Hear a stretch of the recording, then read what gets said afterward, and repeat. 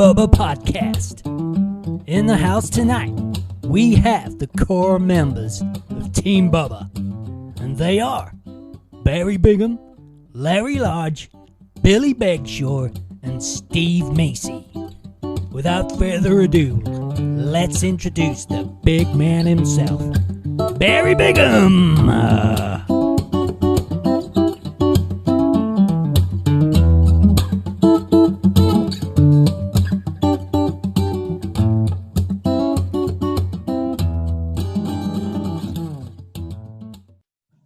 Welcome, one and all, to the very first Team Bubba podcast. My name is Barry Bigham. And I am Larry Lodge. How's it going, Bazza? Not bad, mate. How's you? Or should I say, is it David? David Ray? Yeah, we all know it's not. We all know it's not, but the tiny little man seems to think it is. And this will prove once and for all that I am not David Rea. I am Barry Bigham. Yeah. The first, the one, the only English Big Barry Bigham.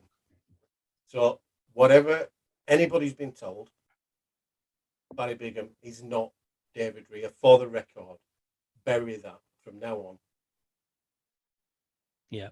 Well, I think what's coming, should prove that. Yeah. And that's going to prove a couple of people in this world putting lies out about us are going to be proven absolute 100% liars. Exactly. I mean, it's a good thing that we've done this, I think. It's been a long journey for us. And I think we needed to come out and do something. Put the record straight and just tell everybody why and what we did. And I'm glad we've all four of us, I think we've become really good friends over this. If there's one good thing, really good thing to come out of everything that's gone on, and it's the friendships that we've gained between us all. Isn't that right, Billy? Yeah, that's right. Billy Begshaw here. The other good thing that's come out of it, which we can talk about a lot, is all the different people in that group that you managed to help away from that fantasy nonsense. Stop giving all the money away and donations and having their path messed with. So, yeah. What about you, Stevie? Well, hi, everyone. Hopefully I'm the biggest pain in Tiny's ass. So we'll soon find out. But, yeah, this all coming out and us doing this podcast is it's got to put a few things straight. Yeah, definitely. 100%. I think the biggest one for me is Thomas Williams, the guy behind all of this that made us do what we did. Trying to tell everybody and convince everybody that we are all, every single one of us, down to a man, paedophiles, child killers, child traffickers, rapists, and not very nice people, all because we called him out for what we saw him as. If this comes across as being really unprofessional, it is because it is. This is just us four guys doing a podcast together, just sat chatting. That's all it is. There's no script. We tried doing a script. It didn't work. So we're not professional enough. We're not funded by the government. We are not Blackwater. We are not Black Ops, Special Ops that Thomas and Kimberly Godwin has stood up and said we all are. So this will just prove 100% that we're not. You'll all be able to hear in our voices that we are normal, genuine people with full-time jobs, with families, not spending all of our time getting paid a lot of money to put all the efforts in to try and turn people away from Thomas Williams. That's not what we're about. That's not we are at all. Baz, should we just say why what well, we can come back to that anyway. But What, the why main was- why reason we all we were pissed off members, Mm. and rather than just walk away when we realised that they were a bunch of con artists, rather than just walk away from it, we left friends in the group. We couldn't just walk away. We had to do something. Yeah. And boy, did we do something.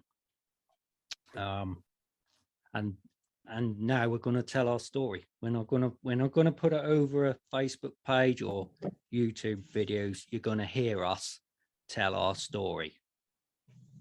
Yeah. And we're going to prove we are who we say we are. We are not cabal agents. I think one of the first things we need to do, guys, is just mention the whistleblowers, because they're probably sitting there now thinking, oh my God, what are they going to say?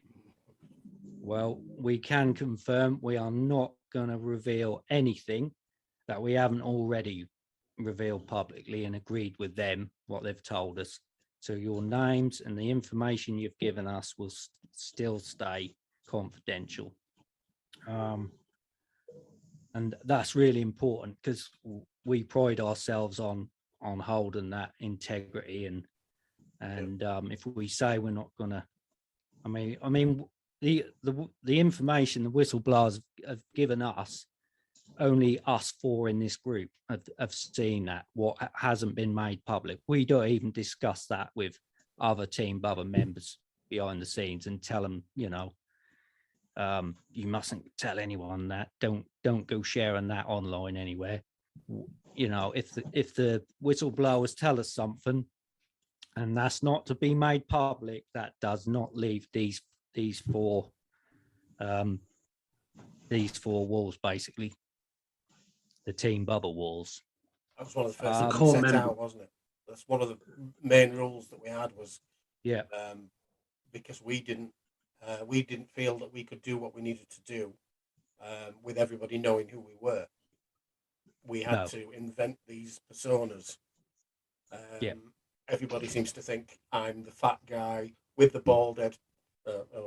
Maybe I am. I don't know, but I'm not the one in the picture, which they seem to think I am. But yeah, we just had to invent these personas where we couldn't be attacked, because we'd seen Thomas do this before on a number of occasions with other people who questioned what he was saying. Oh, by the way, we might start referring to Thomas Williams as Tiny, because he's a tiny little man. And we've always called him that. And I've only just saying Thomas at the very beginning so that other people know. And they are clear that when we say Tiny, we are talking about Thomas Williams. Yeah. Also, I think we all would, but I would definitely like, because I was quite active in the Facebook group, and we had a lot of help from people. People who we managed to, well, you'll hear some of the stories. We had a lot of people, we got a lot of people out of there. Despite what Tiny or anyone else says, we have been very successful. We've got people out of that group. Even people, we've woken people up who even dislike us. They don't realize that the seeds we sowed, I mean, we were smashing their cognitive dissonance up, weren't we? Yeah. We were putting so much evidence in front of them. Eventually, the seeds we sowed months ago, they came to fruit, and eventually they see him for what is. Everybody eventually wakes up to him, and a lot of the people who have left in the last 3 years has been because of us, because of what the evidence we put out there, and we could not have done that without the help of the people who, some people would come out and they would come to Team Bubba, and there was a lot of stuff went on behind the scenes. And I'd like to thank them people who helped us, and I'm sure all you boys would as well. Stevie was heavily involved in working with them people as well. Barry, you were at the start. especially on emails. I don't think we'll name people just yet, shall we? Maybe not for now. I don't really want to sort of miss people's names out, because that we did get a lot of help from a lot of people. Yeah. And thank you, because we could not have done this on our own. We just couldn't. No, Yeah, we could have thanks, guys. still been in the same mess, couldn't we? We could have been still where we were, looking for something. That hopium thing, which everybody seems to want, and especially now, people are wanting something to hold on to, something to say that people are coming to save us, people are coming to help us, people are going to come and stop what's going on. But we've kind of proved in Team Bubba that nobody's going to come and help. Nobody's going to do something. You've got to do it yourself, and that's what we did. And I think once we'd got that into our heads, we knew what we needed to do then, and Team Bubba it just evolved from there. It came into its own being, and we had people that came towards us. They came looking for us to speak to. Initially, there were some people that didn't believe us. They attacked us a bit like Thomas did. You could tell straight off the bat that was going to happen, and I think when we started this out, it was mainly me and Larry right at the very beginning who targeted him on Spreaker mainly. I don't know whether we're going to talk about why and what made us. Shall we go right from the moment Team Bubba was born?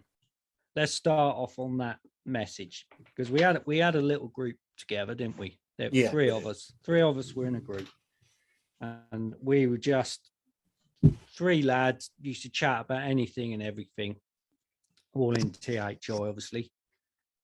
And something happened. Things started happening in THI, and we all started to have questions, uncomfortable questions, and neither of us said anything to any of the others. And then one day, I had enough. I thought, I've got to say something to the boys. I just can't. I've got to say something to them. And basically, what had happened the day before, Chloe had announced, or I can't. This is all from memory, but basically, Chloe put a post out in the THI Facebook page group, basically saying, how would the members feel if we set a PayPal or whatever it was, Patreon up for Tiny, because he's working so hard now, and he can't keep this up. He's either got to, give up what he's doing here, and just concentrate on his job, or he's got to give his job up and concentrate on this. Billy, sorry, Larry, just a quick one. Didn't he fall off a ladder? Do you remember? Yeah. He fell off. He fell off a ladder, didn't he? Working so hard and doing all these shows for free. Yeah, that's what it was. A high one. That was about 2 foot high. One of them little diddly ones. That's high for him, not little step up. It was only a step ladder, yeah, but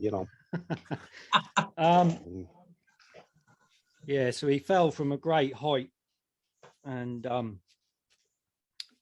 so we couldn't have that, could we? He had to set a Patreon up, and I thought, and leading up to that, what were we getting? Every week we were getting the funds are going to drop any day now. The funds are going to drop. The funds are going to drop. So this is what happened. So she put that post into the group to get a feel to see if the members were programmed enough to say, oh yes, we'll pay his wages, we'll pay his way in life. And it just didn't sit right with me. I just thought, this isn't, why does he want to be taking money when the funds have got to be dropping any day? That don't add up. None of it. So, None of it added up, did it, mate? No, go on, Billy. Should we just quickly clarify for people what that was all about, that foundation? But just very quickly, for those that can't remember or aren't fully aware. Or may not know any of the story. Yeah. So yeah, go ahead. Yeah, well, it just came about originally, didn't it? When it was actually an original idea from Cosmic Voice, wasn't it? The previous show that he got kicked out of. Wasn't the talk of a foundation in that group? Steve, then got... Stevie, you know a bit about that, don't you? Or Yeah, I do. You're very knowledgeable about that side of it. It's only because of when we started digging in deeper and deeper into what led for him leaving Cosmic Voice and creating his own show. We started to see a breakup within the Cosmic Voice egos, like what's his name? Completely lost my train of thought. But you know, when you look back into the Neil Cosmic Keenan. Voice, that's it, Neil Keenan. And at the time, there was a lot of talk about the collateral accounts going back then. And I think what peed off a lot of people back then was the fact that Thomas, which is Tiny, wanted to start up his own foundation, which in the background, he was being fed how to set it up, which is Christy Adams, which we know now as being Kim Go-Geun. Yeah. She was, because she'd set one up, which we'll get into a little bit further down the line, because she's already set one up and she knew how to get away with charitable funds without paying tax on. She helped him set it all up. And a lot of the members kept asking, why is it called your foundation? I thought it was called the Cosmic Voice one. And when they fell out, he said, no, I never said it was Cosmic Voice one. It was all my idea. And I've had a few people have helped me through it. He had, I think in the background, Kim brought in some investors. This is what he said on one of the shows. I think it was with, which show was it now? He said it on a show, and it was on a YouTube channel, which is still up. And he said that there was, in 1 week or 2 weeks, there was $6,000 that was paid straight into it. And there were people going to invest more and more money into it a little bit later. I think he said something like 4 or 5 people were involved in it, and they were kind of testing the waters. But what was going on was Kim was setting this all up, and he was probably lying about the 6,000 to try and get more people to feed into it. So then he started asking for people to pay donations into it. And that's how it led. And of course, when they broke up, as in like the Cosmic Voice fell out with Drake, Neil Keenan, and the rest of the loonies, he basically got booed out, and he went off for a little while and started off THI and took the foundation with him, which we know now as being the People's Club Foundation. Go for it, Billy. Wasn't that around about April, May 2016 was when that crossover happened, when THI was started? Just so we can give people an idea on timelines, because, I mean, what you've just been talking about there, Stevie, just for everyone's information, that's going back to, some of it's going back to 2011, 2012. Then when you're going into, obviously, the Cosmic Voice Foundation and stuff like that, I mean, wasn't that as early as, 2014, 15, something like that? Yeah, you're right. There was 2. There was one that they set up, and there was paying donations into it. And then I think Drake and Tiny said that someone had stole the money. And what had happened is there was a few of I don't know if it was Thomas Williams's equivalent at the time. I don't know who her name was, but he accused her of taking the money and all the funds. So then Gene Haynes it was. Oh, sorry. Wasn't that Gene Haynes? No, that was who Neil Keenan picked off. Ah, that's right. Yeah, sorry. Yeah, there was someone that was running the Cosmic Voice before Tiny. She left, and they accused her of taking all the money, and 3 or 4 other people, which I do know the names, but I don't want to bring them up in this in this call. It's unfair to bring them into it. But that's how you're right. They did have one before that, and that was ended because of some sort of stolen, which on. But they started a new one up, and it wasn't called the Cosmic Voice one. Do you remember he said, I'm not going to reveal what the name of the foundation is going to be until it's live. Yeah.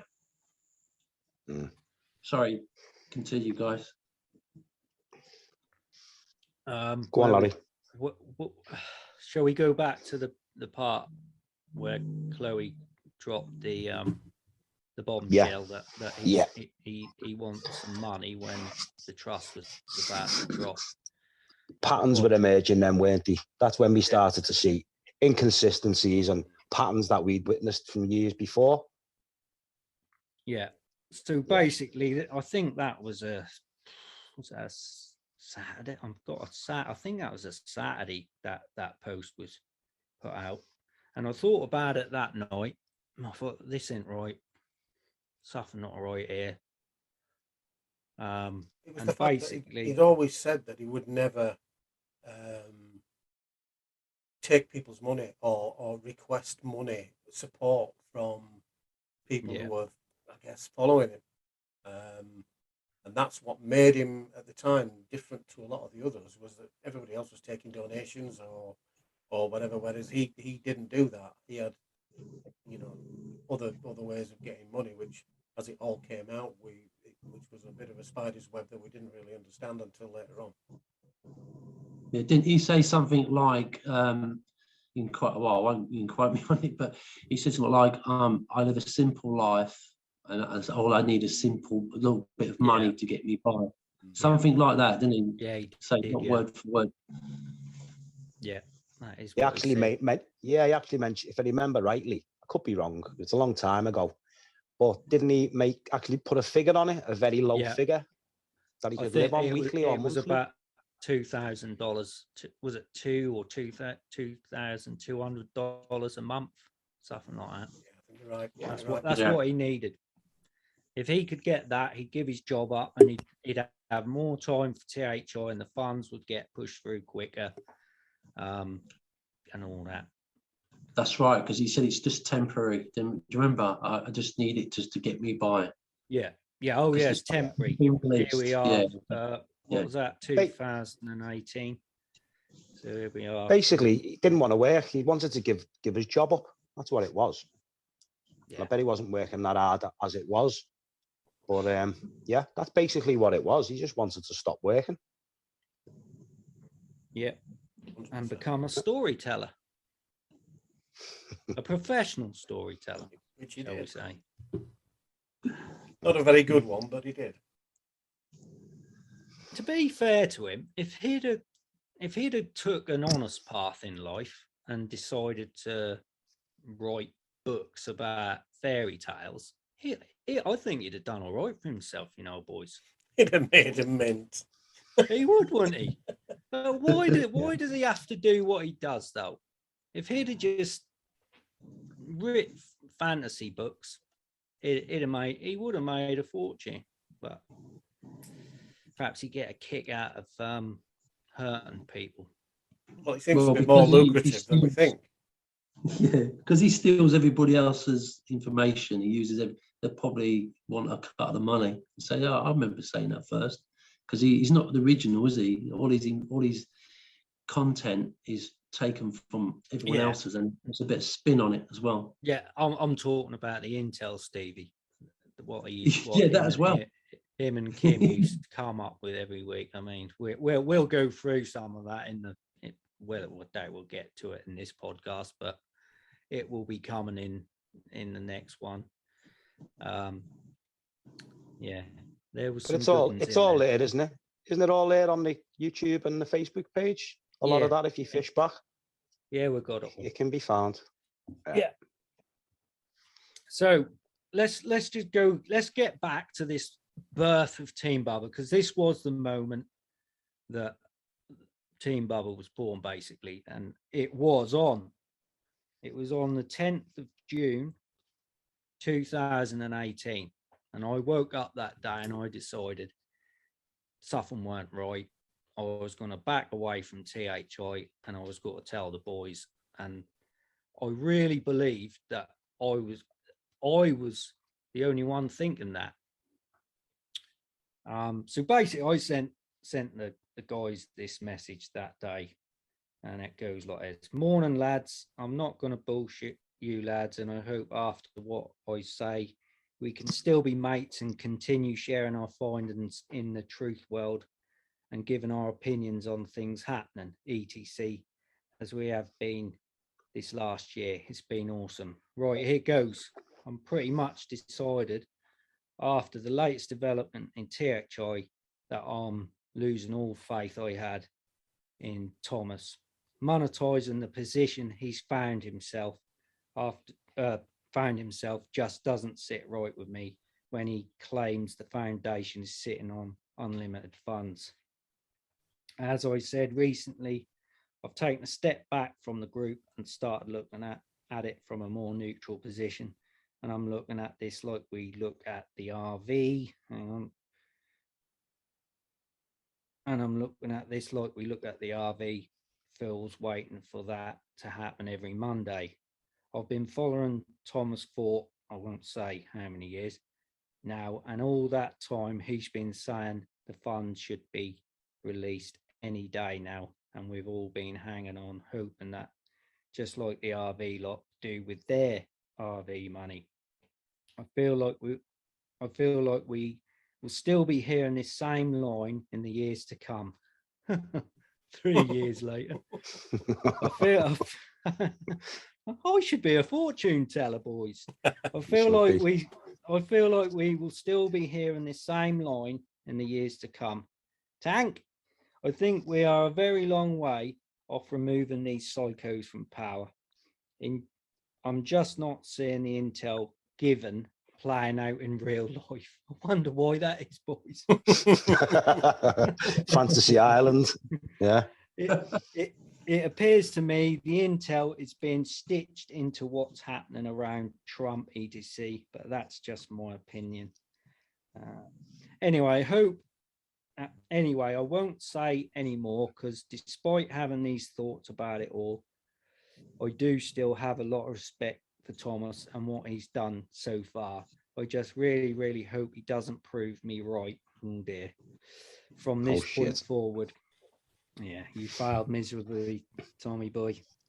I desperately hope I've got it totally wrong. Hope you lads respect my views, even if you may not understand them. Really hope this changes nothing between us as I look upon both of you as friends who are both deep researchers and both always give an honest opinion. Learned so much from you guys and I hope it continues. I will still loosely follow Thomas, but it will be from afar now. And I genuinely thought that that would rub you boys up the wrong way, me saying that. And that is the power that man, or the programming, that's not power, it's programming. That is the programming that man places on his members. Exactly. I mean, when I saw that post that morning, it was a relief to me. Because I've just Chloe's post or no, yours, comment? Yours, right. your comment, your message to us other two. Yeah. Because you've gladly passed it round to us so that you can remind us of what we said. If I just read out what my reply was. Yeah. Well, that is so close to what I was going to post today. I was so shocked when I saw Chloe's post about Thomas. I felt it rambled on before she had the nerve to ask. My problem with it is that he has ostracised many truthers for taking money off people. Same question from me is that if he's seen as integral in the informing of the masses about what's going on, then surely the money needed to fund him would be a drop in the ocean. We're talking trillions of pounds. I've been following him for about 4 years now, and for the past 6 months my confidence has been waning. The main thing was the way he acted when we offered help, because I found myself being blanked by him on a number of occasions. I don't know whether he just didn't like me. I don't know. and I didn't want my feelings or our feelings about each other, because we'd grown to really respect each other, because of our opinions, and to come out and say something that what brought you together was now coming into question. And the things that and I think this is why part of the reason some of them don't want to step out, and this is why I think some of them let these indiscretions go, because they feel part of a family of people that they speak to, on a daily basis and interact with on a daily basis. And some people live in a lonely world, where this is their only contact. Yeah.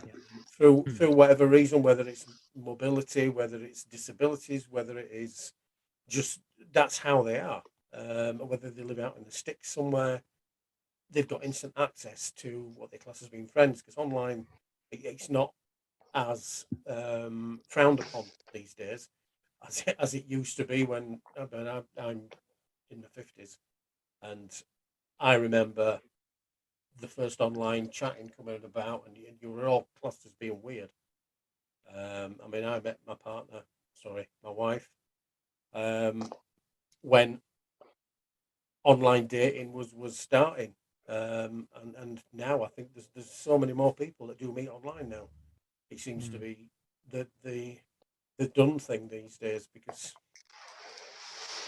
a lot of people are using these platforms to meet people now, and it was the same with these groups. It was classed as being family, because you did get to know people, or you thought you knew people. And I understand why they let those indiscretions go. They go quiet for a couple of days, and then they see something that makes them go back in, or they realise that they miss it, and then they want to go back into it. And I think that's one of the hooks that Thomas and people like him, a lot of these truthers. In fact, I don't even like to call them truthers, because they're not. They're not. They're busy feathering their own nests while dragging people along with them. And I've never liked that. I've never liked that. And I think that's what started it for me.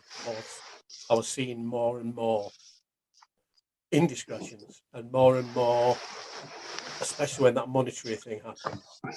That was it. That was it for me. It was like a nail in the coffin for me, for my thoughts about and my respect for Thomas Williams. Yeah. Can we just drill down on what you've just said a little tiny bit there, Baz, lads?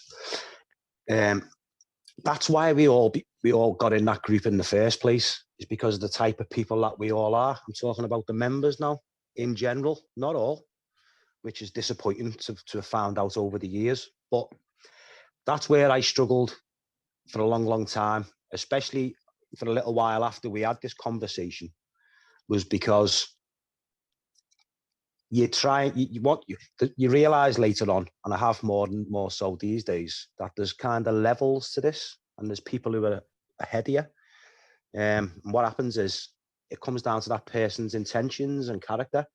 Now, if they're, bad intentions and self-serving type of people, they will, an opportunist, what they'll do is they'll kind of see you as an easy target, because they know that, it's so easy to get your trust in that environment, because you're that, once you're in that group, I called them family all the time, rather naively sometimes, looking back. But I did, but I do feel like there was a lot of like family tribe type people in there, of my tribe, if you want to call it that. So what happens is, these opportunists, they've got it, like I say, they've got easy meat, haven't they? Because straight away, that trust's there initially. And I found it really hard to accept that. Maybe I'm a little bit soft that way, but you try and you have an outlook on life, especially if you're trying to find out the truth, and you've been down rabbit holes to find out there is so much corruption out there. When you find yourself in a group where you feel like it's all your brothers and sisters and of various ages and stuff, and they're all saying the same things as you and coming across, with the same morals and principles as you, especially the leader, which there should never be a leader in my opinion, but that's by the by. you know, you find it really hard to break down that barrier when you start to see these inconsistencies and discretion. You don't. That was where I mean, and it'll probably come out in my comment if you read on now, Larry. But I just wanted to highlight that because I'm sure there's so many people in that group and people who are still in that group now being scammed and conned, put all their faith in that. Now they could be really trusting people, and that is being abused, and that's probably the biggest thing that made me do what I did, which we'll go on to shortly. So if you can just continue, maybe Larry, with what Read your comment. we said in that initial message, Yeah. So straight after mine, what I said, you come back with totally get it. My name, of course, nothing has to change between us. Open and honest as usual. I'm skeptical too, but my decision is I'm going to give the benefit of the doubt, as I feel I owe him that. I'll be watching closely. Spoke to him yesterday, and I'm going to ask him today why the trust can't fund him. We'll know more over the next week. Yeah. So yeah, I mean, shall we try and just because the listeners probably all over the place at the minute try to piece this together. I mean, they think, well, where does Stevie come into it? So shall we just sort of jump forward a bit, let Billy sort of give a general summary of what happened from this point up to the point he actually come back to Team Bubba, and then also Stevie do a similar thing, and then the listener, as we're going forward from this point, they might be able to understand it because they're probably thinking, well, where does Stevie come into this? Why isn't he in these conversations? So do you want to carry on from here now, Billy, then? Yeah, I can take it from here a little bit from what I can remember. It's been so much has happened, hasn't it? We had that conversation and I did what I've said I was going to do. I went back into the group and continued on as normal without telling anybody, but just obviously looking at it from a slightly different angle. I had all these little inconsistencies that I'd picked up on along the way. So I went back in and I was probably one of the better known members, more active members on there. Can I just jump in there, Billy? Yeah, of course you can. Let's just point out when you decided that you were going to give him a benefit of the doubt, and me and Baz, we decided to take a total step back from it. Let's just make it clear that we did actually go off separate ways then, didn't we? So me and Baz kept talking. You felt you were being disloyal to Tiny, yeah? Is that right? Yeah, that's right. Yeah, I did. You Absolutely no shame in that. You were perhaps being a bit disloyal to him, you know, being close to us. No, it goes without. It goes without. Just want to jump in. It goes without saying, doesn't it? People are going to be listening and thinking, "My God, he's got the same accent as Tiny." So basically, because of the connection of the city where we're from, which is obvious, no point me trying to hide that. Yeah, we became. I started to look up to him over the years. Because I was getting all this fresh information. Most of it's bullshit, by the way, guys. But at the time, I didn't know that. So, put yourself in my shoes. I was talking to him quite regularly and getting a little bit of extra programming.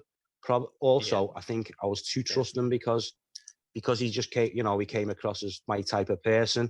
It was so. I remember the day when I first picked up on a show with Drake, and when I heard the Liverpool accent and all that, there was a direct connection. It's natural. So it kind of put extra programming on me. That's where I found myself at that point. I mean, from memory, I don't think we carried on talking for about another 2 months, I think, but the THI thing didn't really get mentioned much after that, because I think me and Baz, we sort of knew your heart weren't in it. But it was a bit awkward, yeah. I think that did get. I think me and Baz were investigating stuff, and you felt you needed to step out of it. I think, and then you did actually. We didn't want to get push out him, of did we? the- We Get out of didn't. the chat group. It, Yeah, because of the direction we were going. Everybody's got to make their own choices. They've got to make their own decisions. Yeah. And we respected Billy's decision. yeah, we did. But the research inside of it then kicked up a gear, and it was consuming a lot of our time. So there wasn't a great deal else to talk about, other than, yeah, I've just spent 11 hours at work, and I've just spent 6 hours digging up bullshit on this idiot. And me and Larry were just discussing that a lot of the time, and I think sometimes you do lose contact with people because you find you haven't got a great deal else to talk about anymore. Yeah. And for me, I also had a lot of stuff going on at the time in my own personal life, so I probably didn't have me head in it all as much as I did before. So I was kind of wasn't really paying attention like I should have at that point. But then a lot of things which we'll go into, a lot of things started to materialize, which was new. And that's what tends to happen, is things move on so fast from one to the next that it's really hard to keep tabs on what's been happening previously. I think that's a tactic played. So it's really hard to, if you're not in there all the time, before you know it, you've kind of missed a lot of what's been said and what's been happening and stuff. So you don't, I wasn't really like paying attention as I should have at that time. I don't think. I should have really started to dig heavier, which I didn't do. I was too trusting, and like I say, I was given benefits of the doubt. Bit obviously very naive looking back, but there was good reason for that. Obviously, there's a lot of people who've been down through the exact same experiences. So yeah, and like I say, because I was speaking to him directly quite a lot, I was getting felt like I was getting fed information and stuff like that as well. So I found myself stuck between a rock and a hard place kind of thing. You're trying to be loyal to both people without being sure about both. So it was just a kind of a sit and wait kind of scenario, rather than I couldn't make a decision straight away. And I don't like to make rash decisions. I've always tried to, like most of us, give someone a chance and really get it clear in your own mind, and obviously use with a little bit ahead of me on that, just so it's, so we know where we were. Yeah, with that. Yeah. From memory, I mean that like I said before, that was June when we sort of disclosed to each other we had doubts, and I think you dropped off about August, September time, I think, is when you left our chat group. Now, in that time, I mean, I think we can sort of go through it. Just Baz will come in a minute and explain his opening shots across the bow. But so you dropped off about August, and then me and Baz went into deep research mode, mainly Baz, because, well, he just finds stuff. But anyway, I supported him. Let's just say he done most of the research and found most of the stuff out. And in that time between, jump in, Baz, if I get any of this wrong, but in that time from when you dropped off to when Baz first went after him on Spreaker, which was January 2019. Now, what did we find out, or what did you find out, Baz? We found out that she had involvement in a British limited company. She was a director for how many days? It was only a couple of days. A couple of days. I haven't got the name of the company to hand. I'm just a bit of background on me.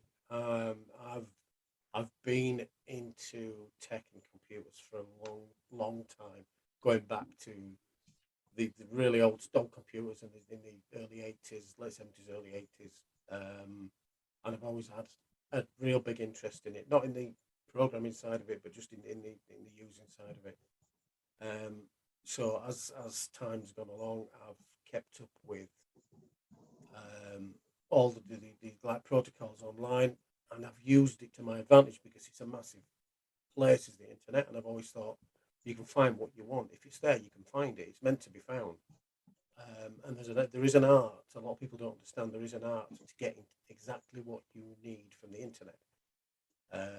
Whether it's certain search terms, whether it's certain exact phrases, whether you are looking for a name, a full name, a name with a middle initial. There are ways to find it. If you just type Thomas G. Williams in, you will get searches for results for anybody called Thomas, anybody called Williams, anybody called Williams Thomas, anybody called G. Thomas, and you need to narrow it down. Otherwise, you've got to be you'll be doing it for years on end. And I got very good at it. So when somebody, it's a bit of a gift horse when somebody comes along with a name like Kimberly Godwin. There ain't many Kimberly Godwins about. And I did a search and I came across she was a director of a company in London, not very profitable, for a couple of days only. Now, they'd done it a couple of times. They'd made directors, and then a few days later. So I looked into it and I found out why that happened. I found it a bit odd why it happened. And I got in touch with one of my Facebook friends who does this on a regular basis. And he explained it to me at the time, and he just said it's a way for legally, but sneakily, moving money around. They make somebody a director. They pay them a director's dividend, which is quite legally allowed to do, and then they resign.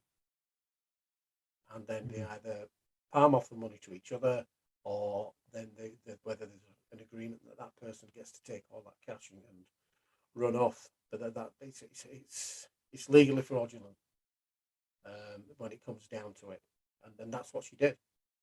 But it's all online for you to see. Yeah, Company's House. Yeah, Company's House. There's a website in the UK called Company's House, and I think there's probably similar ones in America. Well, I know there is because when I was looking on them at the time.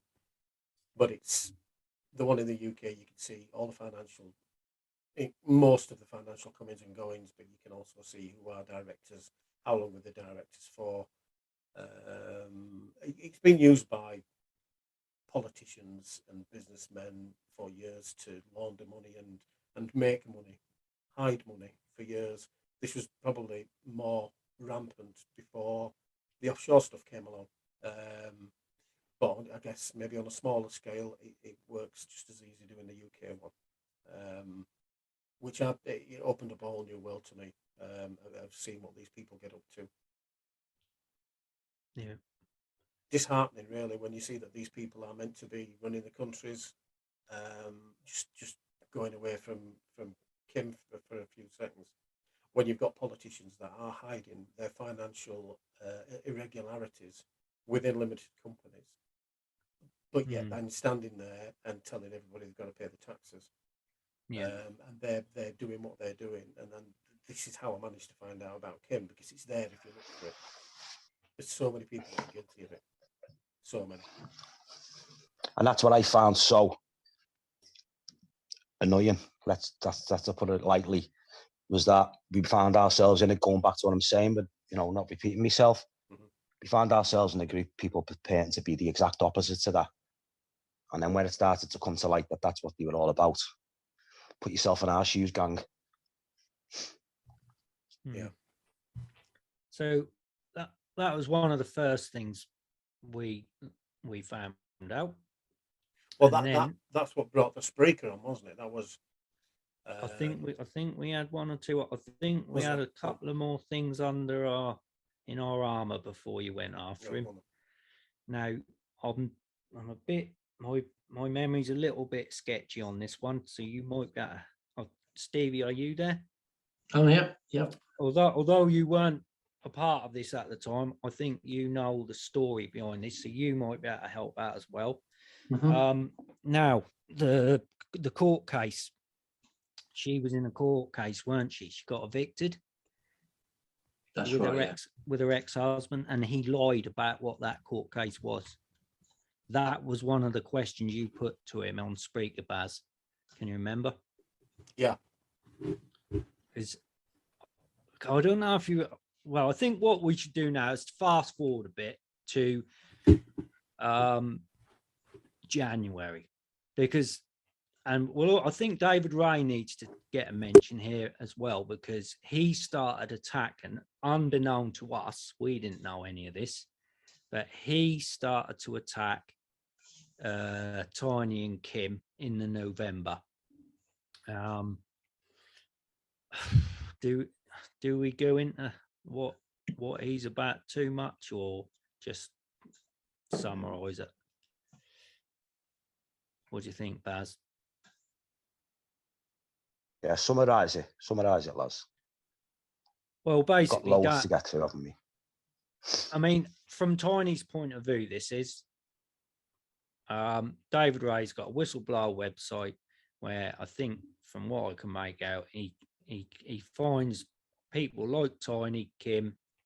He'll get some dirt on them, and then he'll bombard them with email and want them money to take the info he's posting up about them down. So he's posting up some real bad stuff on his website about them, accusing them of everything under the sun, whatever. Posts up. I mean, he got hold of Kim's passport, because can you remember? It was a long, long time before her face was ever revealed. Yeah, but you know how he got hold of that? He got hold of that through that one of her colleagues. Right. It was, yeah. He got that off that Lewis, the third guy, whatever his name is. He approached him and he asked him about Kim, and he basically spilt the beans, because I think he probably didn't realise who this guy was. He seemed to be quite official, and he started handing over information about not just Kim, but also this Thomas J. Melville as well, which are part of the latest con they're in. But yeah, the passport would have been on also when someone puts a trade in, when you want to make, in the financial markets, when you want to put a trade in, that kind of information can also be available. I don't know if it's through the Freedom Information Act in the US, but he managed to get that, I believe, through that Lewis, the third guy. And he got a photograph of her with that guy you just mentioned and two others. That's right, yeah. Remember that photo? He was in the kitchen holding up their passports. Yeah, that's right. Now, at this time, I mean, we're going back, that would have been around about turn of the year 1819. We hadn't seen Kim, had we? We'd seen no pictures of him. So when David approached us, and to this day, we'll probably talk about this in detail, but we'll skim over it for now. But he told us what he told us about himself, and then when he was backing that up with photographs of Kim, which we never found any of that. That's why we took him seriously, because he was giving us information we didn't have. Nobody had ever seen Kim. She'd never done a video. So that was one of the reasons why we allowed David in. He never got fully in.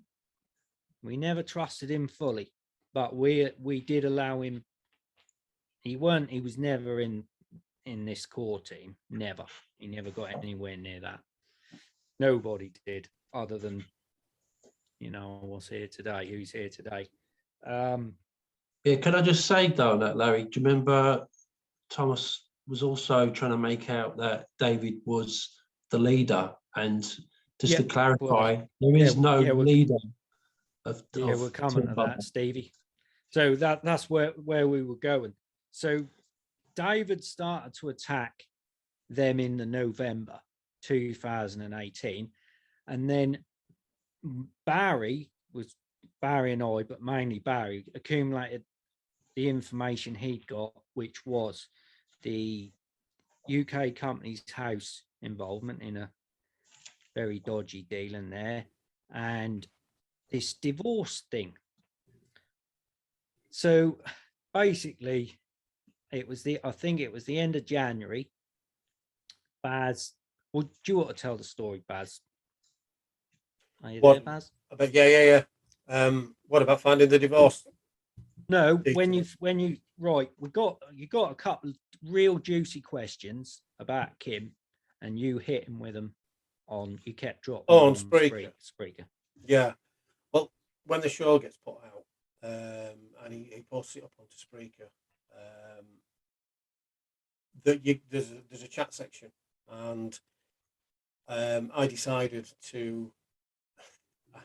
I grabbed the Barry Bigham photo from online somewhere. It was somebody. I was in a forum, I think, at some kind, and it was somebody's icon. And I stole it because I thought it's cracking. It's funny, is that fat dog, brilliant, love him. His belly sticking out from underneath his t-shirt. I think it's eight. And So where did Bubba come from? Where did what? Sorry, Bubba come from? Because you picked the name Bubba. It came from something that my wife used to call me, because it's a term for somebody who's overweight and portly and large, and that's where that came from. And I've always, so the picture came first, then? Yeah, the picture came first. Right. Okay. I didn't know any of this. Didn't you? No. I mean, I didn't. It's difficult to say where Barry Bigham comes from. There is somewhere exactly where it comes from, but that would probably give a little bit too much away. It'd be unfair to that. Let's just say, Baz, it's not Langley, is it, or Lithuanian? It couldn't be any further. Couldn't be any further. This is why I used to howl when he used to come up with all that bullshit about who we were, and he was just like, "No, stop it! You've no idea. You've absolutely no idea." But yeah, I made up this Spreaker user called Barry Bigham and started challenging him, because I knew that there was a lot of listeners at the time. There was listeners who were in the chat that could see it, and I thought the aim was to try and change people's opinions, or to at least get them to question it, not to just accept everything that come out of his mouth. You know, you've got your own free will. You're a free person. You are free to make your own choices and your own decisions. But when you are blindly following somebody who's not being sincere or honest with you, it's a bit like the stuff that's going on at the minute that they're putting into people's arms, that it's not informed consent. It's a bit like that, where they're lying to you. He was lying to us. He was lying to all of his followers, as he still is. And we know 100%. We know 100% because when he's turned around and called us what we are, or what he's stated we are, we all know we're not. And that, for me, that put everything into doubt. Not just into doubt. It just crushed everything that he'd been saying for years. He's one of the biggest bullshitters I've ever come across, and he brazenly still carries on doing it. So anyway, I'm digressing a little there. We've seen so much of it, haven't we, over the years, and it's still happening now. Still. As soon as you ask a question, it could be a nice, honest, open question. But as soon as you start to question anything that's being said, that's when the bullying starts to happen, and that's when you're singled out. Yeah. It's happened to every single person that's fell out of that group, or anyone that's had enough about them to actually ask a question. It's just happened so many times, and that's why I find it so hard to understand how some people haven't seen that over all these years. Yeah, because it's just glaring you in the face. Anyone that asks a question in that group. You also get the hardcore followers though that attack you. It's not just him that attacks you. Yeah, but I think he instigates it though, doesn't he? He's kind of like trying to. He'll make sure it's out on the chat, and he'll make you feel like you're out of order of what you're accusing him of, and he'll say like, and then you'll get everybody else coming in, and then you're attacked in the background, and going forward, you're actually labelled as something, not quite obviously, but the attacks continue, and then you start seeing people that you probably used to chat. Because remember, THI group used to be in there for socializing. You could talk about all the everyday things. Meet some really nice people, and the next minute they're turning on you, and that's where this comes in with the bullying, and it's all instigated from him. Well, that happened in the Spreaker. That happened as soon as they started making the first comments. It was all timed to perfection, really, for me, because when I was getting up, he'd finished his podcast with him being in America, and he'd gone and had put his head down.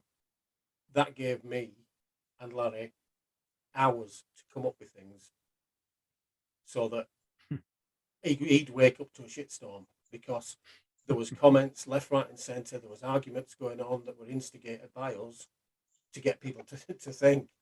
But when he wake up, you'd then go and find out that you've been blocked and he's deleted what you've just put. That happened regularly. So I kept going back in. I kept going and finding a temporary email address, set it up again, Barry Bigham again. In I'd go, more comments. I'd get blocked again, and that happened over. I bet I maybe 20 or 30 times renewed my Spreaker on a different email address, just so that I could go and attack him and try and help the others just see what he's doing, because it's a bit like having sunglasses on. You don't see just until you lift them slightly, and then you end up taking them off after a while, because you do realise that you don't need them on all the time. It doesn't blur your vision. It doesn't blur what you're hearing. Your thoughts aren't blurred, and that's what people needed to start doing, because they weren't doing. So we did that for a number of months. I don't think it was that long. Really? It felt that long? No. I think what happened, because you got bored of having to keep, well, I think you ran out of ideas what emails you could do. So you set a Twitter account up, and that's where I really started to enjoy myself, shall we say. Yes, you did. And you said, Lazar, we've got a Twitter account. There's the logins. Go for it. So go for it. I did. And I downloaded a meme creator, and I just hammered Twitter with memes, stupid memes, just to get noticed. We just needed to get under his skin, pushing them questions out. There was something else. I can't think what it was off the top of my head.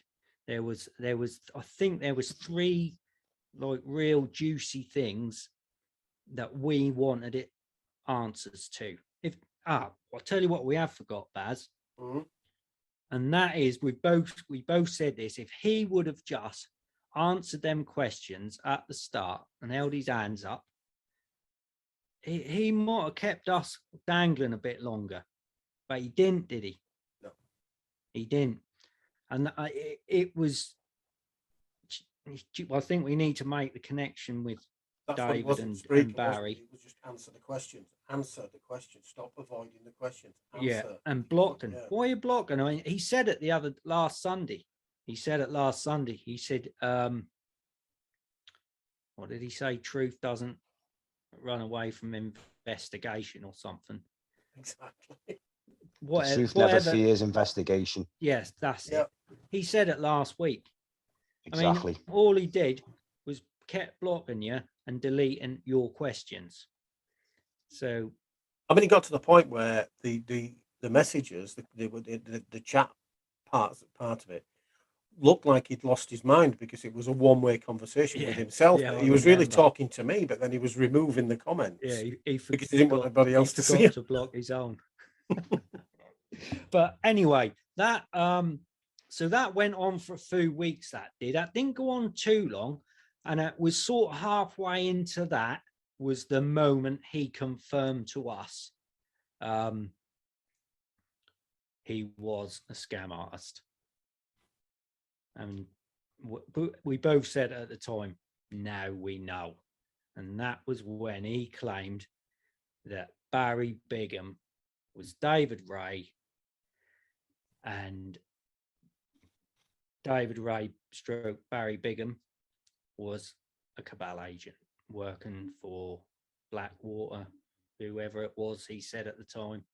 And that was the moment we knew for 100% certain he was a liar and he just invented bullshit, basically.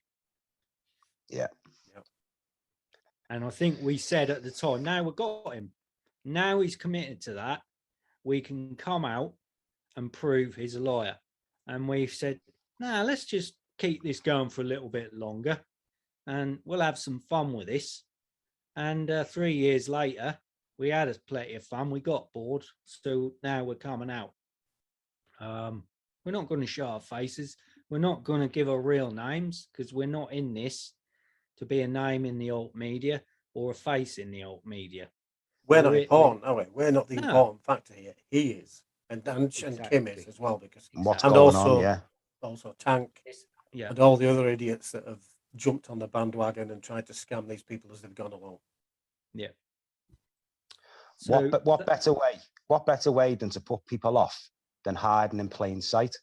So one of the tactics he's used over the years is to do big hit pieces on all other people in the alt media that are scamming and not what they say they are. Yeah, so when you've got someone doing that, it's deflecting, isn't it? It's deflecting away from what they're doing. It's projecting, isn't it? Basically, it's projecting. He's like a mirror, isn't he? A classic case of projecting, yeah. That's what it is. Well, whatever he claims other people are, you can almost be certain he's doing it himself then. Like the RV thing, that was programming. He kept banging on about that RV every bloody 5 minutes, weren't it? RV, 2 weeks, RV, it's coming out Monday or whenever it was. Because then that made you think, well, he wouldn't do, if he keeps saying that, he wouldn't do that himself. So the trust must be real. Yeah, because it makes you think, he's going to shine a light on himself if he was doing it himself. Exactly. So you automatically just put it down as a definitely no. Yeah. Well, he also sees that as competition, and he wants to kill competition. It makes him more credible. That's why he disses what everyone else is doing, and he forgets that what he used to say in the past in history is still online, and that's how we found out that, for instance, the Nasara, he constantly said it was just a load of old rubbish, but we've got proof that he was actually selling the idea in Cosmic Voice. Yeah. Back in 2012, 2013, around that time, wasn't it? Yeah. Yeah. So anyway, that was the moment when he claimed Barry was David Ray and a cabal agent, and he started inventing stories about it. And then he was putting stuff out about David. He got his name wrong. He just went on Google, typed in David RAE, found someone with a criminal record and posted it in Asylum. I call the THI group the Asylum because that is basically what it is. So he posted it in the Asylum and listed all this guy's crimes. And it was just a random, but he spelt his name wrong. That weren't even spelt right. The surname was RAE, whereas David's surname is REA. So then he changed it later on. He did get it round the right way eventually, but let's just forget about what he said earlier about this poor guy, well, not poor guy, but, the wrong guy. So, yeah, we knew from that moment on. We then went and hit Twitter hard. And because David's following him and he's starting to hear him talk about Team Bubba. Team Bubba's stuff is starting to hit Twitter, and David approached us. He private messaged it on Twitter, and long story short, Baz got his email address, and we started sharing information. And this is what I mean. He gave us some juicy stuff, David did. And that's why we gave him credit, because some of the stuff he gave us did check out. It did check out. Yeah. I think we probably leave it there on the David front for now. Yeah. So we're on Twitter. We're hammering stuff out. I think you're occasionally going on Spreaker hitting, but I think you got bored of just keep getting blocked. So it was all Twitter from about February. Then we had a Twitter account banned. It was deleted. So you set another one up. Baz set another one up. We just picked up because we weren't interested in picking followers up. I was just trolling the hell out of anyone who was mentioning the Man of World Holding Trust. And then we're starting to get to a point where Stevie come into the equation. Are you around, Stevie? Yep, I'm here. Yeah. So that, I mean, now we're getting to like March, April time, and we're still on Twitter. We've not got a Facebook group. I can't remember. I seem to think something happened around about that Easter time. I can't think what it was. But then, yeah, so you might as well pick up your what went on with you, because I think you were starting to make moves then, weren't you? Around about that time, because we started the Facebook group in the May, and you came in. I remember you were one of the earliest members in the May. Is that right? Yeah, I think there was only maybe 30 members, I think, of Team Bubba at the time. I mean, like, the way I become a Team Bubba member is slightly different to where you guys were already sort of founders of the group. With me, I mean, let me just go back to how I become a THI member just quickly. I remember listening to, the Alan James show, the OYM, is it Open Your Mind show?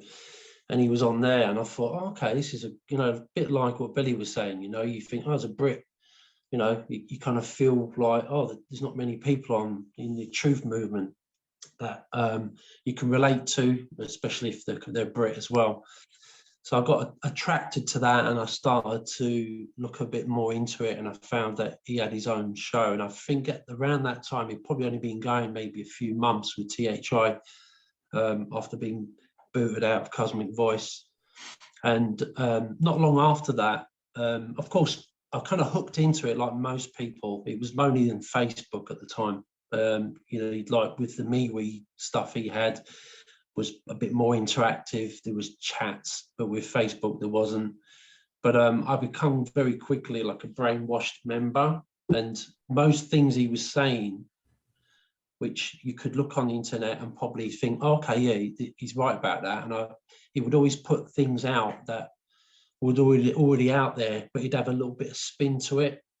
And you think, I can go live with that. Yeah, this guy's probably genuine, But the more and more you get in and listen to the shows, you get more hooked into it, and you forget that, about researching it. You just kind of take it for granted. It's like a one-stop shop for information. You're thinking, I don't need to check this out. This guy's already done it for me. And that's what he does even today with news. He tells them, don't listen to this, don't listen to that. But I mean, the most craziest things, and it's quite embarrassing really, for falling for some of this stuff, is things like, the Kingdom of Mana, which we could probably go into later on. The birth certificate scam, basically you pay $300 to this guy who he made out to be a doctor. Yeah. And what I'll do is I'll give you millions back from your birth certificate bond, that kind of thing. And you sit there and you listen. You know what I mean? And that's how he kind of like had these little scams. I think he was testing the waters with other people, bringing them on. He had guests on there, which ended up discrediting them later on. But at the time, he was kind of saying, yeah, these are really good people.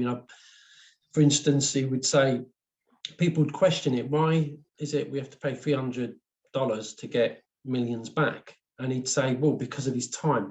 This judge, Dr. Naidu, who's got time, and he needs money up front to do it, kind of thing. But, you know, we were falling for things like, you could take your money out of the bank because the banks are going to crash, right? And he's been basically saying this from 2016. You're better off, it's safer putting your money under your mattress. Don't put it in the bank. But all along, he's putting money in the bank for the foundation. Do you know what I mean? Yeah. And these are the things such a hypocrite. Yeah. Yeah, exactly. Yeah. But because you're in this group, which is definitely a cult, you kind of missing out on these things because you trust in him and you forget about the real details. And as time goes on, you start to kind of look at, you know, introducing Kim into the situation. And, you know, I was a big buff for like UFO and aliens and things like that. And the UPU show come along, right? That kind of thing, where you've got aliens talking on a show and you think, wow, you know, brilliant. But, you know, as moving down a little bit though, what started to kind of like him going a bit over the top was when he started to bring animals into it, trying to make out cats as spies, that they work for the CIA. And he did shows with it, proving that going back as far as the Egyptians, that, you know, they was used as spies and all this lot. Then, Catholics. Exactly. And I mean, just like you guys, right? I'm a lover of animals, right? I can really bond with animals, but saying things like that, and then you start to kind of think, you know, most people have got cats. What are they going to start thinking? What are they going to do? And of course, later on down the line, we start to see people like disowning their cats, because of this little trigger's being put into their mind. Oh, you know, Thomas said that, you know, they're spies, and I'm going to feel really bad having a cat, so really I should get rid of it. And like the From Russia with Love type series he was doing, you know, he was trying to make out it was true about history, using really good information from other people's websites, gave him some credibility on that. But he also put his spin on them and these so-called downloads he gets. But really, when you look into it, he's going into like a fascist series. He was putting stuff out that trying to turn people against cultures and things like that. And then I think the one that did it for me with the Kim was Kim basically, when she it was part of that UPU show where she said they witnessed Marduk being executed, and there was kind of giggling and things like that. And I just thought, oh, there's something not quite right here. And I just remember being in, you know, I was even trying to convince my family members about this guy, and that's the embarrassing thing. And it started to kind of think, oh my God, what are my family going to think of me? Do you know what I mean? This guy is putting out stuff that's just ridiculous. But the final crack for me, and I don't know about you guys, was when he announced on one of his shows, Tiny did, that Kim could or should be the president. And that lucid dreamer guy put a video out. And I think that this was a kind of a big set drama thing anyway, where Tiny said, well, Kim put out some announcement saying she wanted nothing to do with this Thomas Williams anymore. And then Thomas then went off and said, like, oh, Kim's booted me out. And he come back and said, oh, we're back to be friends again now. Kim sorted it all out. I was very close to being deported or put in jail because of treason or being accused of having a coup against the president. I mean, this, do you know what I mean? This kind of thing was kind of getting on my nerves. And of course, what you guys have already touched on, the bullying that was going on in the group chats and things like that. So to me, how, you know, going back, why I wanted to, you know, why I come across Team Bubba was because he put it in his shows. He said he was, like, insulting Barry Bigham. I won't go into the details, but I find it was quite hilarious. I thought, this Thomas Williams is putting his stuff out. I think I'll go and check him out, like most people would do. Yeah. Well, no, because what he was doing. Sorry to jump in, Stevie, but very quickly, what he was doing is one of his major tactics, and that's why he was calling some really bad, heavy names like, you know, child traffickers and all that kind of stuff. Was because he knew that most members wouldn't have had the gumption to go over and start checking the information out. And he was terrified of anyone going over to the YouTube or the Facebook, Twitter, whatever, and start looking at that information. So it was a deflection tactic of fear. He was putting fear into them. Don't look at them. They're really bad agents. Can I just jump in there, Billy? Of course. But what he didn't know, that old Lazar, he was approaching his members directly. They didn't get any choice. They were getting links dropped in their laps. Yeah. Stevie? Yeah, no, I was just going to say that you're right, Billy, about, using trafficking and things like that as a way to deflect. But I think at the time when I started looking at Team Bubba, that wasn't even mentioned. I think that only started when you started to unravel it even more, and he was getting basically ripped apart with all the information Team Bubba was putting out. But at the time, it was just kind of really cheap insults and really obsessed type, names that he was calling out, and it just made me, That is exactly what we wanted. He played right into our hands. We were getting flack saying, you're going about it the wrong way, you're nasty, you're this. People just could not understand why we did or why we did it the way we did it. There was only one way we were going to show people who he really was, and that was by getting under his skin and getting him triggered. Because he's good. He's a good actor. He is a good con man. He can come across as a very level-headed, calm, chilled out type of guy. We saw that when Kim lost the plot, when them two went their separate ways. We saw it, didn't we? He just kept feeding her, kept calm, just the odd comment, and she just totally lost it. He won that one. He give it to him. He won that little exchange. And so we knew if we were to just ask him politely these questions, he would be in control of the situation. We'd never be able to expose him for what he was underneath. The only way we could do it was by triggering him. And he's a narcissist. And we know how to trigger narcissists. And trigger him we did. We had him talking about us literally every single show because we got under his skin. And Stevie, you are a prime example of the result of us doing that, because not only did it wake you up and get you out of there, you went full 180, joined us, worked your way into the behind the scenes work, what went on in our group. And you just were relentless. You ended up doing more work than anyone. Phenomenal. And we owe a hell of a debt actually to to Stevie, because of the amount of work that he did. After at the beginning it was we took it to a particular level, but then Stevie just took it up a gear. Relentless, brilliant. Yeah, thank you, Stevie, because I think if you hadn't come along, I think we may have pitted out. I think that would have pitted out. I don't think we'd be sitting here today if you hadn't come along, mate. So thank you, mate. Yeah, you really have.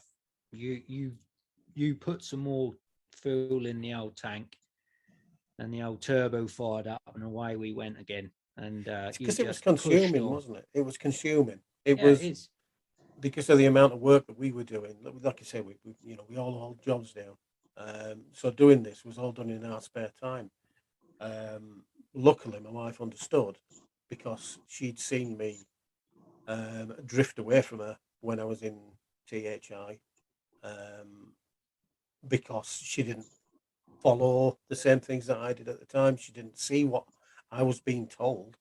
I'm not ashamed of being knowing now just how programmed I was.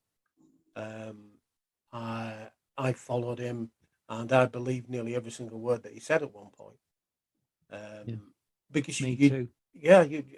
you just want a better place. And when you've got somebody there saying, I know I can help you get a better place, and then he tells you some that you believe are truths, and you've got all these other people around you going, yeah, come on, let's all be part of this.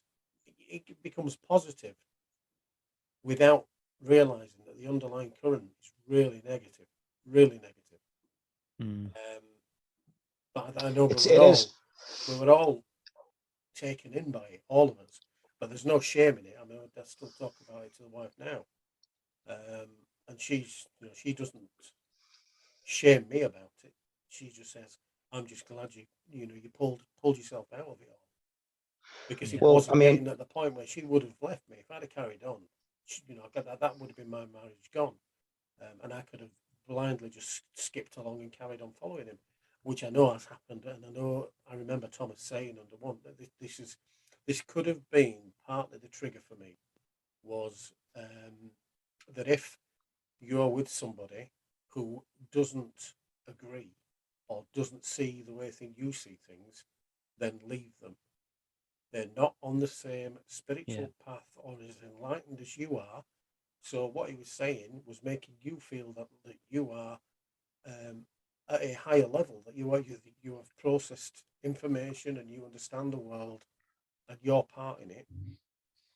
But really you don't. But more so we do now. But and you were quite willing, and I know people did in THI. I know people left the wives of years just purely because Thomas said, leave them. It was a bit like the cat thing. Don't have a cat. Cats are spies. There's a word we haven't mentioned yet, boys. I can't believe we've gone how long now? Really? And we have not used that word beginning with C. Cult. Yeah, Stevie used it earlier. Did he? Yeah. Yes, he did. Sorry, Steve. Just the one. I missed that. And that's exactly what it is. I mean, we've done some research. All of us have done research into cults. I know I've read a couple of cult books, and I know that we've all watched some documentaries on YouTube or on TV explaining how cults work and how the leaders of cults work, and it's exactly what it is. It's exactly. Yeah, that's what I wanted to say. When you were saying about the leaving your partners and stuff, Baz, we were all one of the lucky ones. I almost lost my relationship through it all myself. And, I dread to think how many people have actually suffered because of that, and probably still are. That kind of heavy programming. When you say cult, that's part of the unraveling process.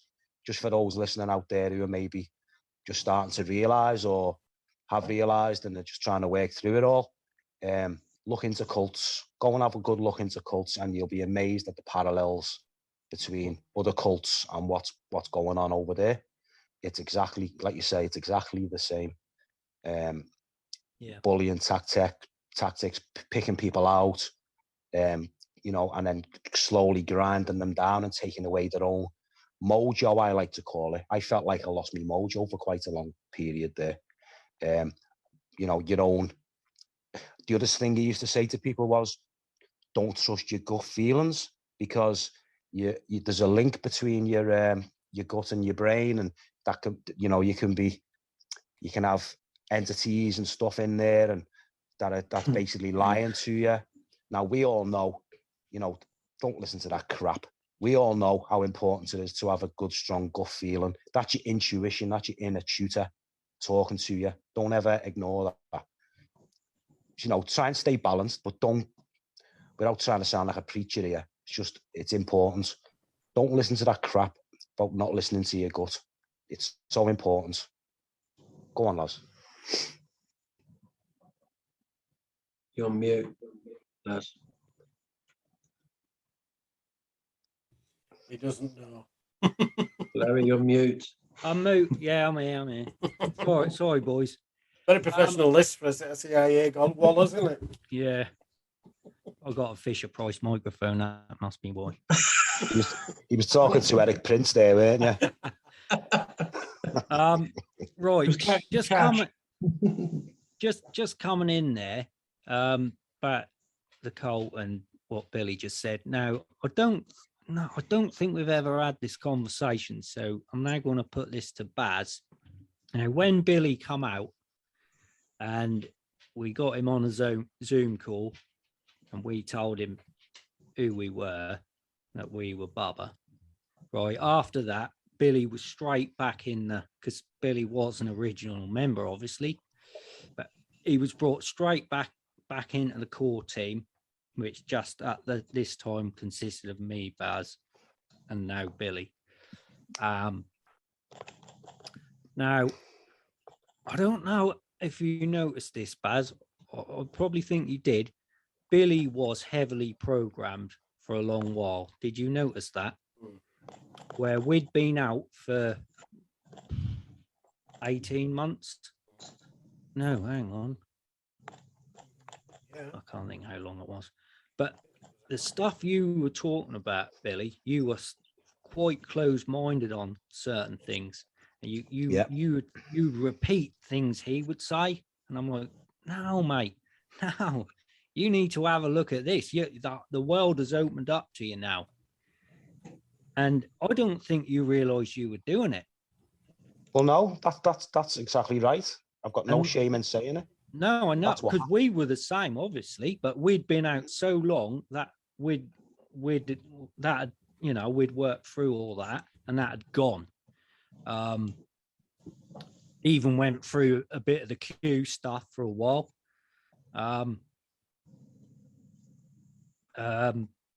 Went through the Q stuff for a while, and then again you find yourself thinking, I don't believe this. Once bitten, twice shy. Nah, jump back out of that. And then when you come out, I found you were wanting to find something else. It's almost like being thrown into the ocean and you're looking for something to cling on to, if you know what I mean. It's no, like you say, there's no shame in that. That's just human nature. I think both me and Baz did the same thing. So yeah, I did notice the programming in you, and that did take quite a few months to wear off. He's gone now, by the way, mate. He has. Well, well, what happens is you have like a lot of belief systems kind of instilled into you, unknowingly, and you've got to reverse that shit. It's like health. Let's see if you got yourself into a bad health. Go overnight. No, you can't just wave a magic wand. That and takes it's healthy. A while. And it's healthy to do it like that as well. Like I'm sure a lot of people have realised, come away from it, and haven't given any more thought. But what they don't realise is they're carrying a lot of those beliefs and that crap information and supposed intel, which is mostly fantasy, over into their journey, and it's so damaging. It can take people years and years and years to finally realise that a lot of the things, and some mightn't be that lucky, that a lot of the things they've been told and they've just believed because of what we've spoken about. And you can be swimming around in that crap for a long, long time. And that's one of the things that I wanted to put a stop to the most, is because you don't mess around with people's journeys like that, especially if you're supposed to be a well-intentioned person. I mean, think of all the good things we could have all been doing in this world if we weren't locked in that cult. That is what drove me. That what we did, that was the main thing, because I'm thinking all them people stuck in there wasting their time, money, and like you just said, the relationships are suffering. Some of them are actually breaking up, and by the time they break up, and by the time someone might wake up to it all, and then they think, oh, what a massive mistake I've made. I'm going to try and get my wife back. She could be in a new relationship, and that ship sailed, all because of him. It's terrible. It is absolutely terrible how he affects people's lives. It's terrible, and we couldn't sit back and just let it happen anymore. Someone had to I can't say we're stopping it. It's still going on, but somebody had to stand up to him and do something.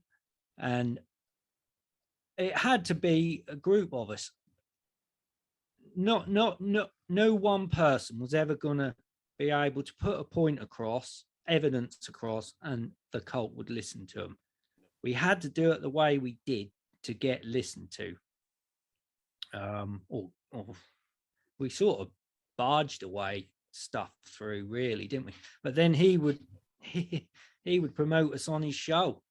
Like Stevie's left, by the way. Family stuff. Yeah. So maybe we'll wrap it up soon, boys. Yeah, I think This it'd first be one. good. I think it's given everybody a bit of a taster, and I think that now people can see that we are who we say we are, and we're not who he says we are. At least that's got that across now. I hope that they'll tune in for the next one. Although it's therapy for us, it's all been therapy for us.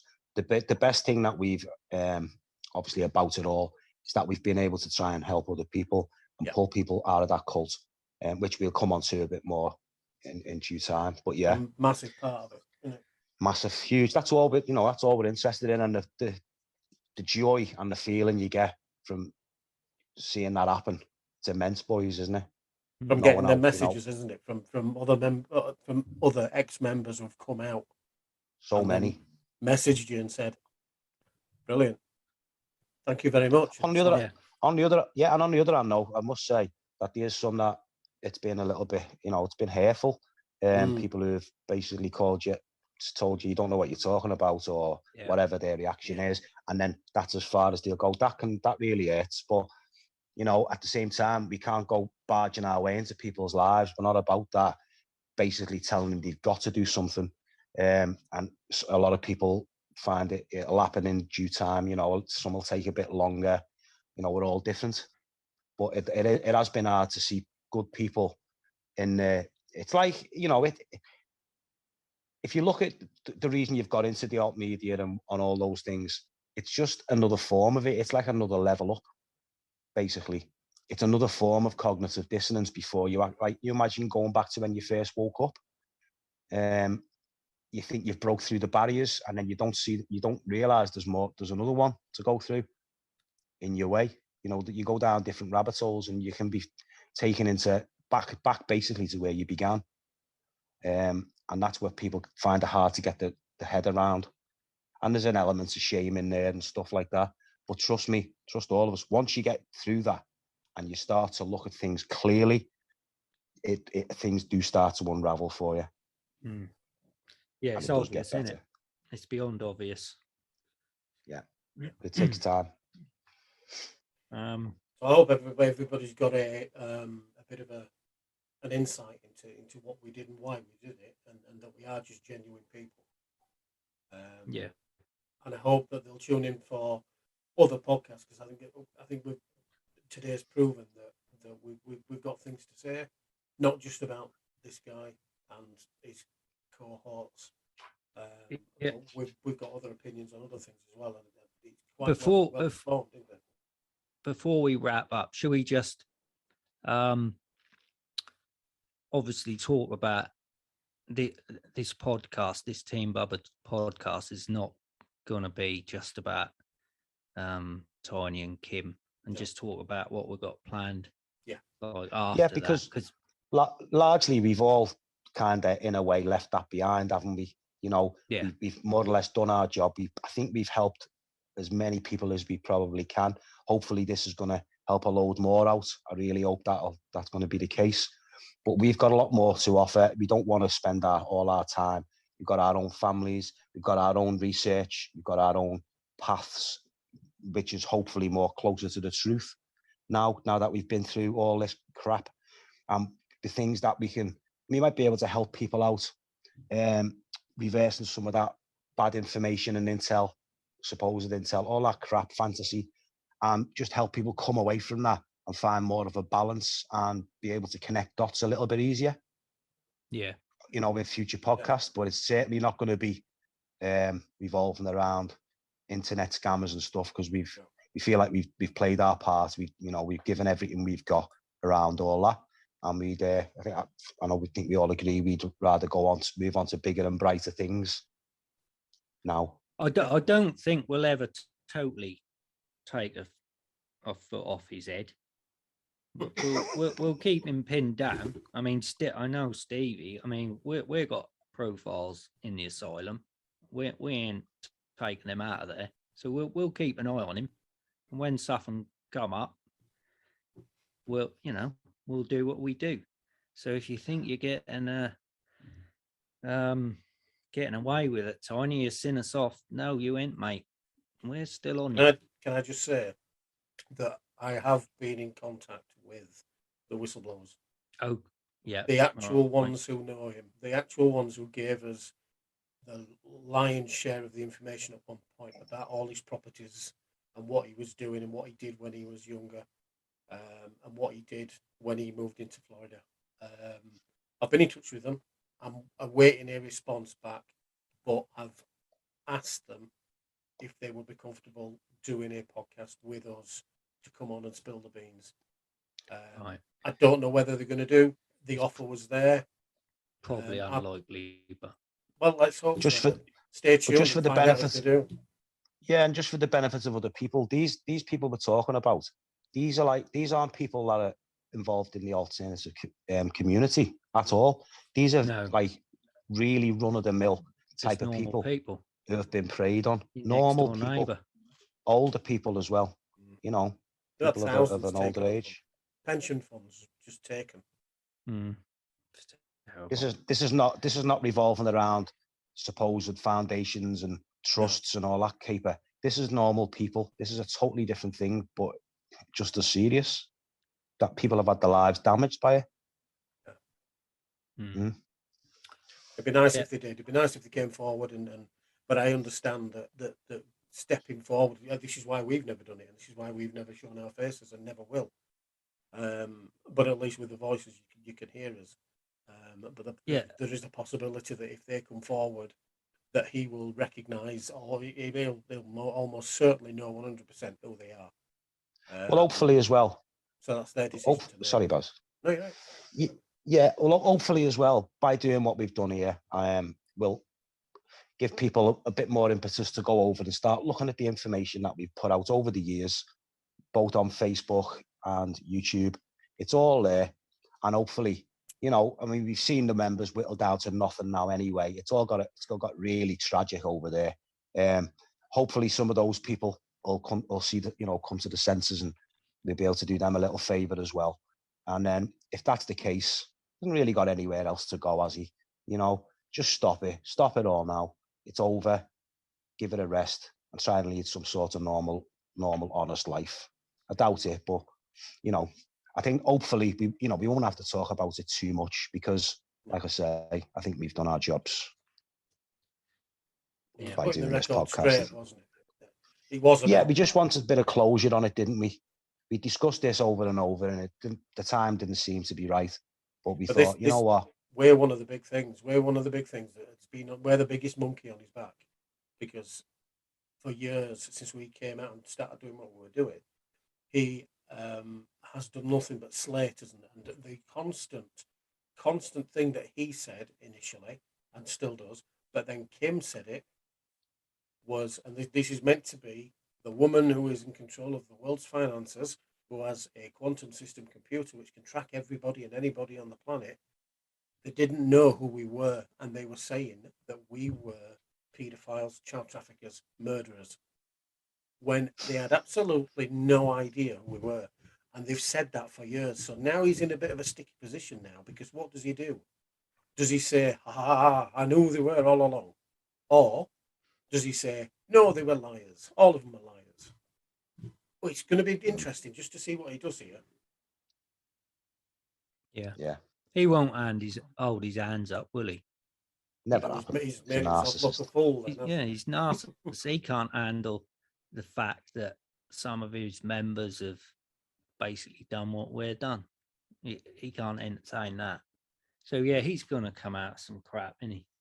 I think the one good thing, I think it's made us better people. Yeah, 100%. Definitely. Yeah, I'm nothing like him. I've not picked up any of his traits, though. God. It's been a journey, isn't it? I mean, we've put a lot of work into this. We've met some great people. You know, a lot of people have come and gone through Bubba, but we'll talk about that in the next one maybe.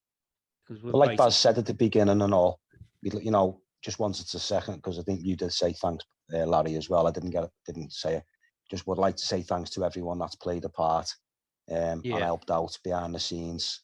You know, we appreciate every single last one of you. And hopefully now for you lot, you can see just what we're all about. We're just normal guys, like Baz said. We've all got families, holding jobs down, but we just thought we had to make a difference and at least give a bit back, not walk away, to let people get hurt and damaged. So thank you. Yeah, we couldn't have done it without help. No way. I think we should mention Marilee, because she was with us quite early on, weren't she, Baz? Marilyn 18. Yeah. She was, yeah. She was, for one reason or another, she was very productive. She had a lot of input in there. She did point us in certain directions. She helped us out with certain things. I think she just info. Yeah, she did. She passed info, but I think that the thing that stopped that relationship was because her main source of income was the internet.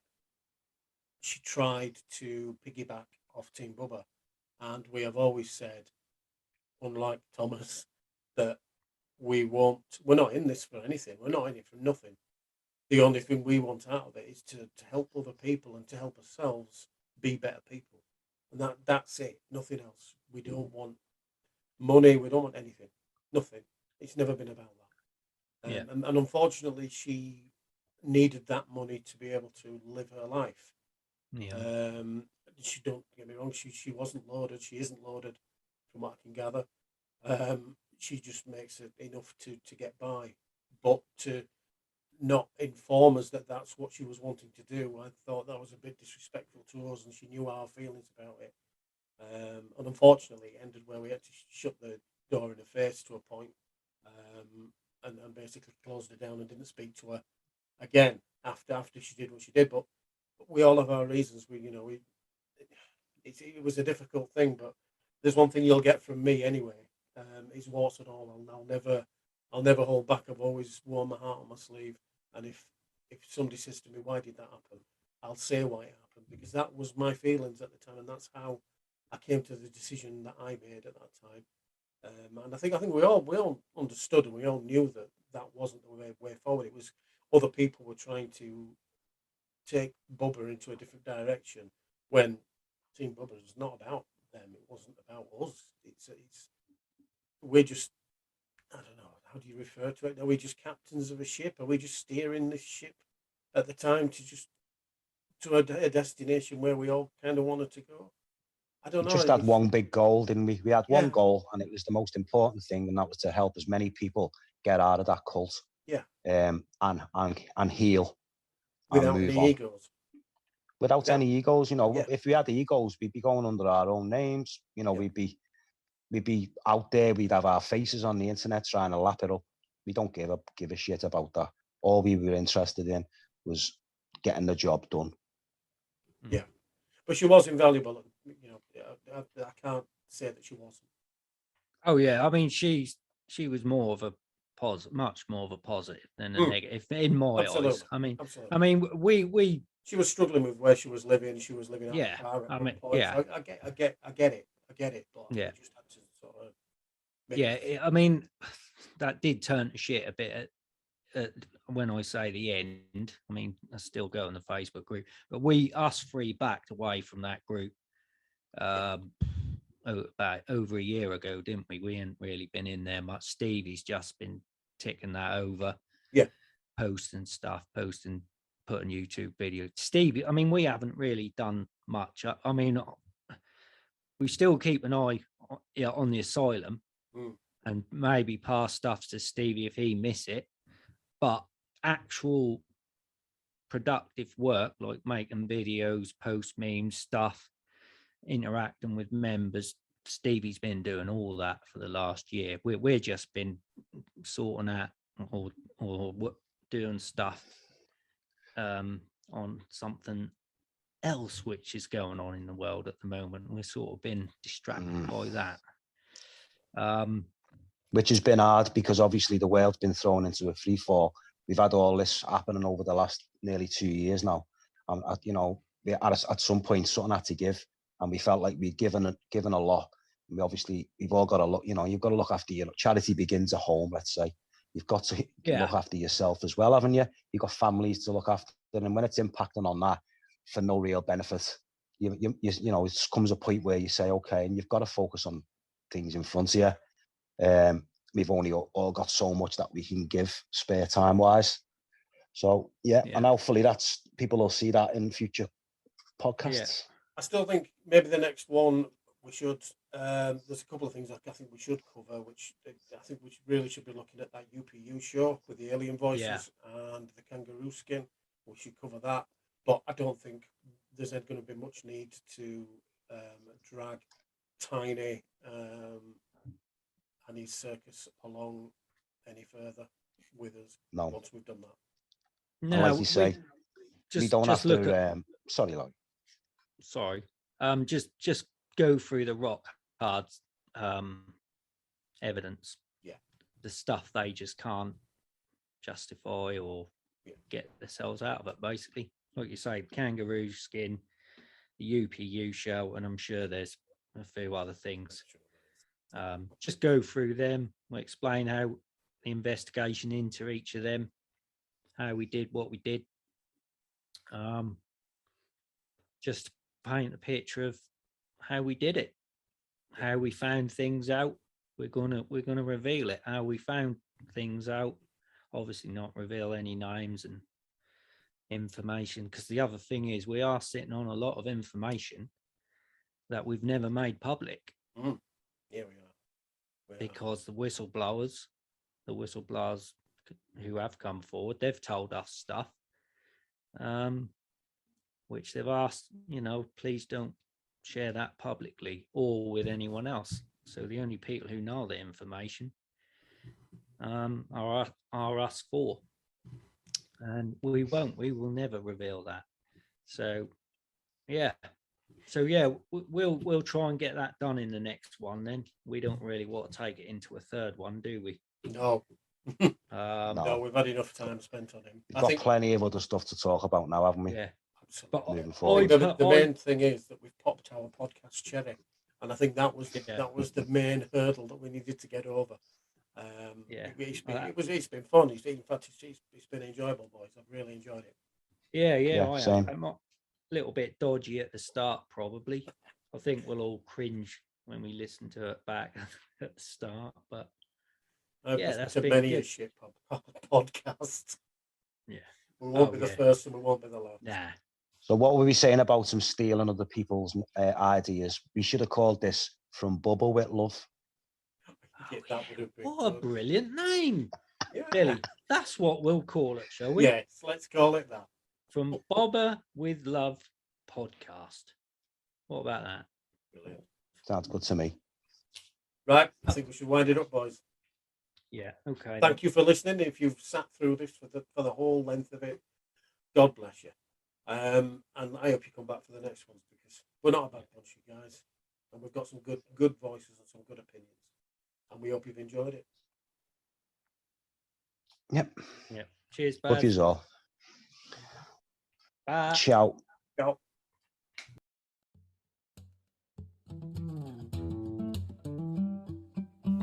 Thank you for joining us on Team Bubba's first ever podcast. If you know anyone still stuck in the THI cult, please share this podcast with them. We hope you can join us for part 2, coming soon.